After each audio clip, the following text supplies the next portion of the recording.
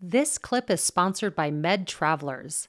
If you're an SLP interested in travel therapy, visit medtravelers.com to get started. I want to shift a little bit, and you have a really interesting way of looking at goals, and that's another area that you really excel at. And you really break it down into the why and how when targeting language goals. Tell us a little bit about that.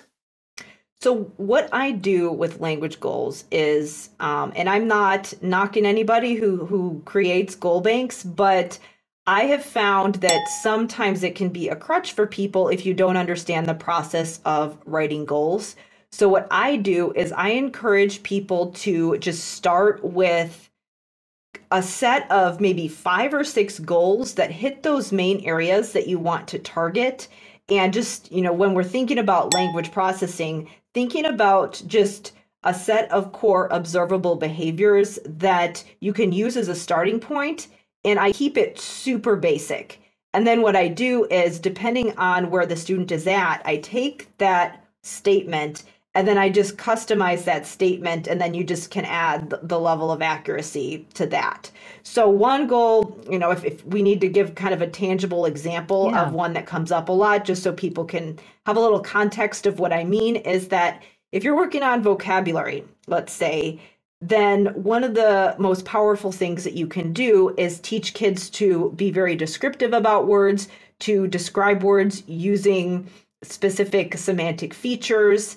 And then what also this can do is it can help kids to understand the structure of providing a good definition, because that helps kids to be more aware of what defining features of words are. It helps with word retrieval, all of those kinds of things. So a goal that I would write for that activity, the base goal that I start with is, will define and describe words with, and usually I start with like 3 to 4 attributes. So that's your base goal behavior. Now, sometimes that might be specific enough. I usually encourage people to start general with just, sometimes with the way that they actually write the goal, but sometimes just with their thought process. You start there and you're like, okay, this is the behavior that I'm working on, that I want to see, that I'm actually going to track.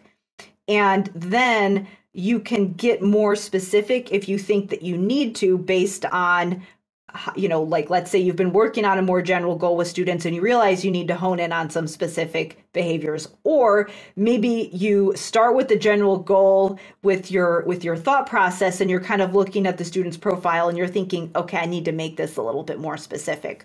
So how that could look for that example I gave is, let's say that you're working on defining and describing words.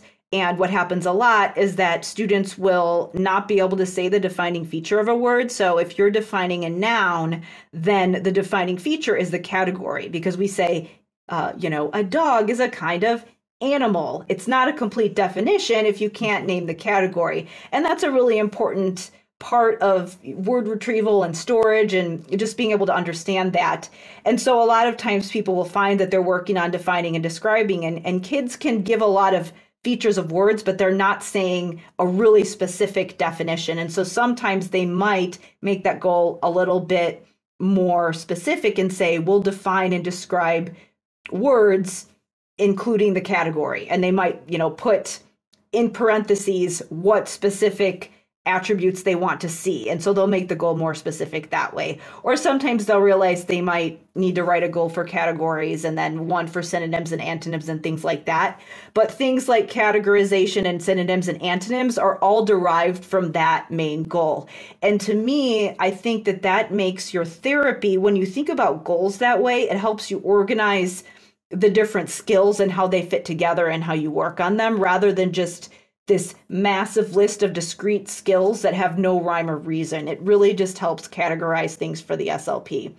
And so that's how I look at it. Generally speaking, I usually encourage people to start with thinking about what the student is doing rather than what you are doing, because I've seen people write these really long goals that are, a paragraph long, and you're like, what is the goal? You've listed given verbal prompts and, all these other prompts that they need. And then to me, I'm like, do you need to say that? I mean, maybe you do, but do you really need to say that you're going to prompt? Of course you're going to do that. Of course you're going to give scaffolding. That should be a given.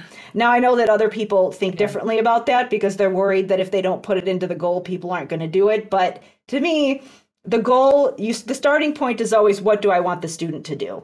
You might be able to make a case for the strategy for certain scenarios, like the one area where I think it's okay to say the strategy that the student is using is if you're working on things like executive functioning. But with language, I usually focus on the observable behavior that the student is doing, if that makes sense. No, that makes such sense. And I'm just thinking of laughing because I'm like, okay, guilty. Not only has it been with the prompts, but I have even gone so far back in the day of minimal prompts, moderate prompts, maximum prompts. I'm like, what does that even mean? You know what I mean? Right, exactly.